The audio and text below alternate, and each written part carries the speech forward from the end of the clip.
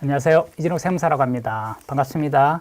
날씨가 많이 따뜻해졌는데요. 한겨울이 지나고 따뜻한 봄이 찾아오는 것 같이 이 동영상을 보시는 시청하시는 분께도 따뜻한 봄 날씨와 같은 희망 가득 찬 일만 가득하셨으면 합니다. 오늘 주제는 제가 이제 가장 질문을 많이 받는 주제에 있는데요. 대개 이제 일례를 들면 자녀분들이 요즘에 주택들을 이제 결혼이라든가 뭐 이런 것들 때문에 주택을 많이 구입을 하세요. 근데 이제 자금이 부족하니까 부모님들이 많이들 보조를 해주시는데요. 이런 것들이 나중에 문제가 어떻게 되느냐 이런 질문을 많이 받았어요. 이번 주에도 저에게 이제 상담 문의가 와서 이번 주제를 좀 잡아볼까 해서 이렇게 동영상을 찍었는데요.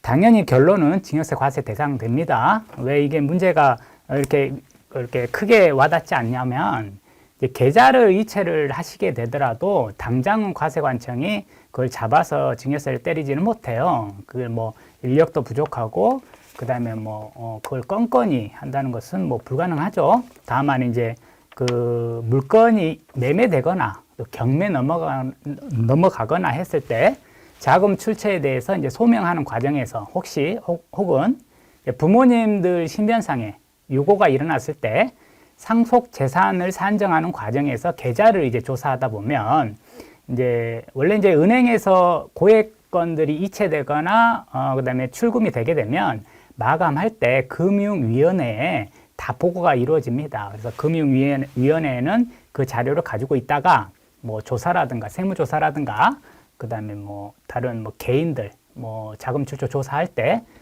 세무서에서 요청했을 때 그것들은 법원도 상관없습니다. 검찰도 그렇고 금융위원회에서 다 제공을 해요. 요청하게 되면. 그래서 그때 이제 세무관청이 세무사가 되겠죠. 거기서 이제 계좌를 보고 고액에 이체된 금액들을 거의 다 100%라고 좀 표현은 그렇습니다. 90% 이상을 증여세로 그냥 때려요. 그래서 그것은 나중에 이제 어쨌든 이제 상속세 조사 과정에서 증여세도 많이 추징되고 그러세요. 근데 잘 모르고 계셨다가 상속세는 상속세도로, 증여세는 증여세도로. 그래서 나중에 깜짝 놀라시기도 하시는데요. 이제 이것들을 이제 피하는 방법은 없습니다. 원칙적으로. 증여하셨잖아요. 이제 자녀분들이 주택을 구입하는데 내가 그냥 증여라는 것은 내가 대가를 안 받고 그냥 주는 거잖아요. 자녀분들이 이제 주택을 구입하는 자금을 내가 일정 부분 그냥 드린 거잖아요. 증여 맞잖아요. 그래서 원칙적으로는 증여세가 맞습니다. 피해갈 수는 없는 방법이고, 다만 이제 너무 하는 거 아니냐. 자녀 주택 구입하는데 금액을 좀 보조해 준 것도 세금 다 때리고 그러면은 이거 어떻게 되는 거냐. 너무 하는 거 아니냐. 이래서 이제 상담들을 많이 하시는데요. 결론은 어쩔 수가 없어요. 다 증여세 과세 대상이 되고, 다만 이제 이건 한 가지 방법이 될 수가 있는 건데요. 가족끼리도 아니면 아예 타인들도 빌려줄 수 있어요. 금액을. 내가 이제 대가는 이자가 되겠죠. 그러니까 이자를 일정 부분 받고, 그 다음에 빌려주시는 겁니다. 빌려주시는데, 이제 빌려주시는 것들이 이제 정확하게 페이퍼 작업을 안 해놓으시면 다 증여세로 다 때려요. 그러니까, 그 페이퍼 작업을 하시는데, 법무법인의 이제 공증까지 받으시고, 그 다음에 이제 차용증, 금전소비 대차라고 하는데요. 그 계약서를 정확하게 원금 플러스 이자율은 시중 이자율보다 좀 더 높게 아니면 적정 이자율을 해서 그 제 날짜에 매달 얼마를 이체하는 그 계약서를 반드시 작성을 정확하게 하셔야 합니다. 정확하게 그 날짜에 반드시 이체를 이제 자녀분들이 빌려주신 부모님 계좌로 이체를 하시는 게 제일 중요합니다. 그런데 대개 보면 이게 되게 번거로워요. 번거롭고 하다 보면 내가 돈이 없을 수 있어요. 그래서 하다 마시는데요. 하다 말면 다 증여세 과세됩니다. 그러니까 내가 빌린 자금이 1억이든 5억이든 무조건 상환을 하셔야 돼. 부모님 계좌로 무조건 이체가 이루어져야 합니다. 이자 플러스. 그래서 진득하게 이렇게 이체를 하시고, 대신 이게 가능한 이야기냐. 내가 돈이 없어서 부모님한테 빌렸는데 그걸 어떻게 원금 플러스 이자를 내가 하느냐. 그래서 이제 소득이 조금 있으신 분들은 이체를 하시고, 추천해드리는 방법은 아니지만 부모님 카드를 통해서 생활비를 조금 쓰시고 체크카드를 만드셔서 일정 부분을 좀 인출을 좀 하시고 그걸로 이제 생활비를 하시는 걸 추천드리지는 않습니다만은 좀 그런 식으로라도 하셔야 되지 않을까라는 싶습니다. 지금은 일례지만 조금 변형돼서 다른 질문들도 똑같아요. 내가 친구에게 그냥 1,000만 원 필요하다 그래서 그냥 이체하거나 다른 뭐 내 가족 중에 뭐 돈이 필요하다 해서 5천만 원, 3천만 원 뭐 이렇게 이체들을 그냥 아무 생각 없이 하시게 되는데요. 그 당시에는 상관이 없어요. 과세관청도 신경 안 써요. 그걸 일일이 뭐 잡아서 증여세를 과세한다는 건 불가능한 이야기고, 다만 내가 빌려줬을 때는 뭐 그렇게 과세가 안 되고 그냥 10년 이렇게 지냈는데 내가 신변상에 요거가 일어났어요. 내가 이제 사망하게 된 거예요.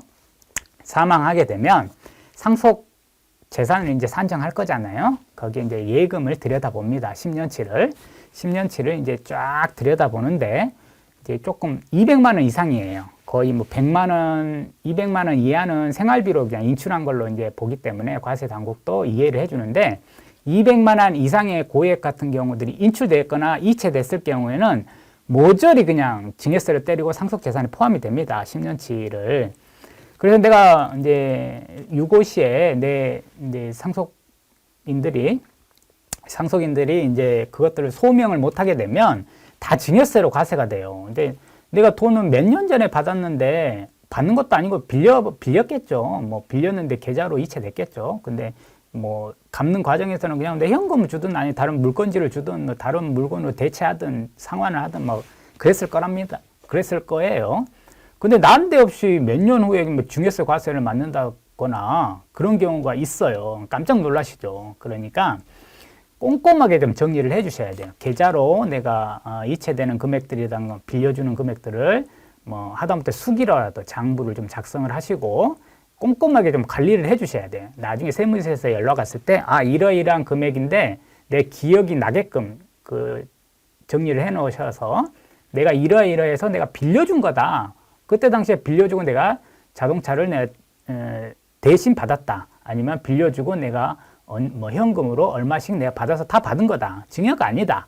이렇게 소명하셔야 하는 거고, 그 다음에 이게 이제 계속 비일비재하게 일어난 일이 아니라 일생에 단 한 번 내가 유고시에 과거 10년치까지 계좌를 들여다보기 때문에 그때 문제가 되기 때문에 아무 생각 없이 그냥 많이들 이체하세요. 뭐 아들에게 뭐 1,000만 원, 뭐 부모간에 뭐 부부간에도 뭐 500만 원, 600만 원 뭐 이렇게 다 이체를 하시고 그러는데요. 정확하게 정리를 하셔가지고 나중에 그런 문제가 발생됐을 때 깜짝 놀라시는 일이 없도록 주의를 좀 하셔야 합니다. 또 오늘 그리고 이제 요즘 이 법이 이제 조금 강화가 돼서 주택 구입 같은 경우만 이제 따져보면 자금 출처 소명을 해야 돼요. 내가 5억짜리 주택을 사게 되면 그 5억을 내가 어떻게 마련했다는 것들을 지금은 소명해야 하기 때문에 지금 같은 경우는 솔직히 이제 부모님이 도와주고 싶어도 도와줄 수 없는 상황이 됐어요. 그래서 거의 다 이제 빌려주신 걸로 이제 자금 출처 소명이 이루어질 겁니다. 그러니까 제가 말씀드린 대로 그 빌려준다는 거, 그 페이퍼 작업, 말하자면 뭐 금전 소비 대차, 그다음 원금 플러스 이자, 이자율은 얼마, 몇 월 며칠 상환, 몇 년에 거쳐서 상환한다.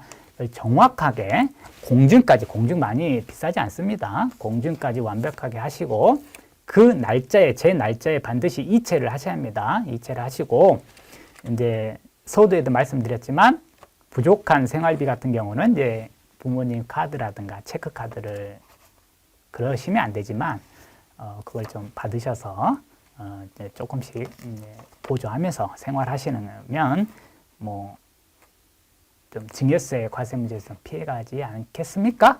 제 사견으로는 그러니까는 사소하게 여겼던 부분들이 나중에 큰 부배랑이 돼서 돌아온 경우가 많이 있습니다. 제가 실무를 하다 보면 제가 상속세 신고를 들어가게 되면요 상당히 죄송해요. 상속세 신고를 들어가게 되면 저희가 이제 계좌를 요청을 해요. 우리 그 돌아가신 분의 계좌를 과거 10년치까지 이제 계좌 요청을 하는데 대개 10년치까지는 저희가 못 받아요. 뭐 은행에서도 뭐 잘 안 해주고 그래서 우리가 정확하게 세무사인데도 불구하고 정확하게 산정해서 못 들어가기 때문에 과거 10년치는 그리고 그 본인들도 뭐 상속인들도 잘 몰라요. 오래됐기 때문에 과거 10년치까지는. 근데 이제 나중에 우리가 상속세 신고 들어가면 세무서에서 이제 나중에 소명 와서 우리가 소명하다 보면 가슴이 많이 아파요. 증여세에서 상속세까지 애매한 사람들까지 증여세라는 것들은 내가 받은 분들이 증여세를 내는 거거든요. 내가 그냥 빌렸는데도 증여세를 내게 돼요. 100만 원, 뭐 100만 원, 200만 원. 얼마 억울한 겁니까? 그러니까 빌려주실 때도 계좌 이체하시더라도 조금 꼼꼼하게 나중에 누가 이제 보더라도 잘 알 수 있게끔, 기억날 수 있게끔 잘 관리를 해주시는 게 제일 좋을 것 같습니다. 그리고 이게 제일 많이 받는 질문인데 제일 간단합니다. 증여가 아니라는 걸 나타내기 위해서는 내가 빌려준 거다. 당연히 빌려줬으니까 거기에 대한 대가는 이자다. 이자는 적정 이자. 그리고 특수관계자 간의 거래이기 때문에 적정한 이자를 내가 몇 월 며칠에 정확하게 수령을 하고 상환 절차를 밟았다. 이것만 증빙이 되시면 증여세 과세는 문제가 없을 겁니다. 그리고 증여세는 꽤 큽니다. 1억까지는 10%, 5억까지는 20%, 그다음에 5억에서 10억까지는 30%. 꽤 크거든요. 과거 10년치까지 이제 그걸 또 다 모으게 되면 1억 금방 될 수도 있습니다. 10억까지 10년치를 모으게 되면 그럼 1,000만 원 아닙니까? 그거는 좀 신경을 쓰셔서 팁아닌 팁이지만 잘 관리하셔가지고 나중에도 이런 일이 불상사가 일어나지 않았으면 하는 마음에서 오늘 영상을 찍게 됐습니다. 감사합니다.